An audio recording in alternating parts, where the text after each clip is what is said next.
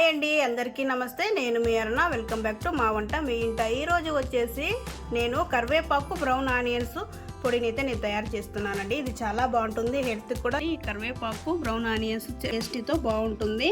చూస్తున్నారు కదా, ఈ కరివేపాకు పొడి చాలా హెల్త్కి మంచిది కూడా.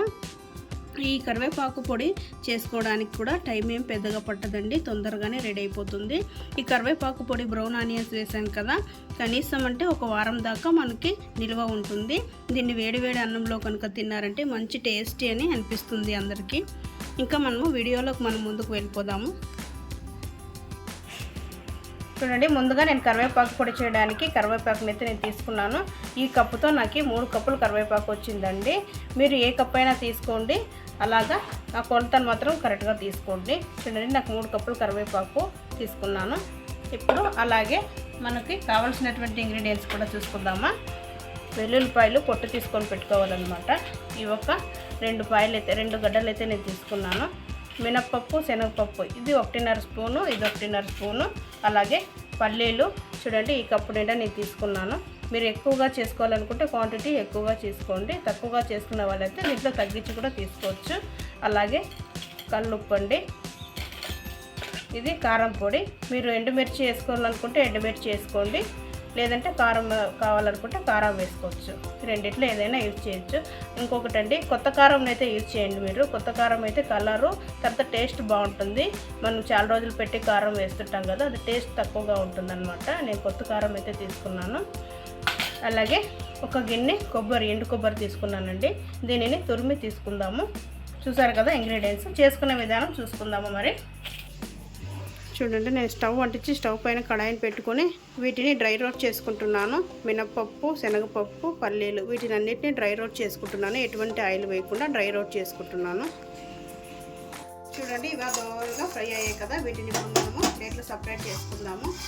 ఇదే ప్యాన్ పైన మనము కరివేపాకును కూడా డ్రై రోస్ట్ చేసుకుందాము. చూడండి, ఇప్పుడు ఈ కరివేపాకు పొడికి మిక్సీకి వేసుకుందాము. ముందుగా మనము పల్లీలు, మినపప్పు, శనగపప్పును మనము డ్రై రోస్ట్ చేసి పెట్టుకున్నాం కదా, వీటిని మిక్సీకి వేసుకుందాము.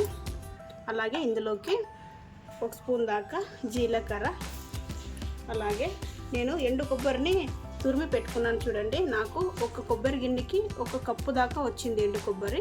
దీన్ని కూడా ఇందులో వేస్తున్నాను. ఇప్పుడు ఇందులోకి రుచికి సరిపడా ఉప్పు వేసుకొని మెత్తగా మిక్సీ పట్టుకుందాము.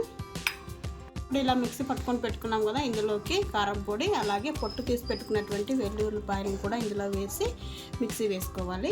ఒకసారి అలా తిప్పుకోండి చాలు. ఇలా మిక్సీ పట్టుకునేదంతా మనము సపరేట్ చేసుకొని పెట్టుకుందాము. ఇప్పుడు ఈ మిక్సీ గిన్నెలోకి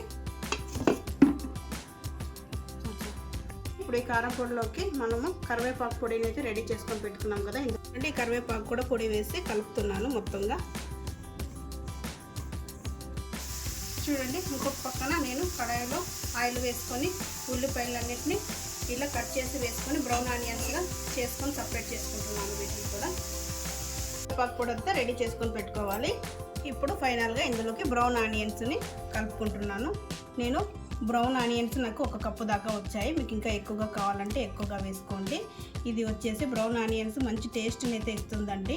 దీన్ని కూడా కలుపుకొని మిక్స్ చేసుకుంటున్నాను.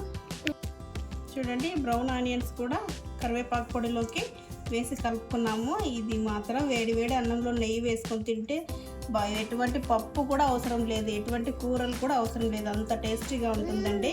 ఇంకా దీన్ని మనం సర్వ్ చేసుకొని తినేయటమేనండి. చూసారు కదండి, కరివేపాకు పొడి బ్రౌన్ ఆనియన్స్ కరివేపాకు పొడి చాలా అంటే చాలా మంచి టేస్టీ ఉంటుందండి. ఈ వీడియో మీకు కనుక నచ్చినట్లయితే లైక్ చేయండి, షేర్ చేయండి, సబ్స్క్రైబ్ చేసుకోండి. Thank you for watching.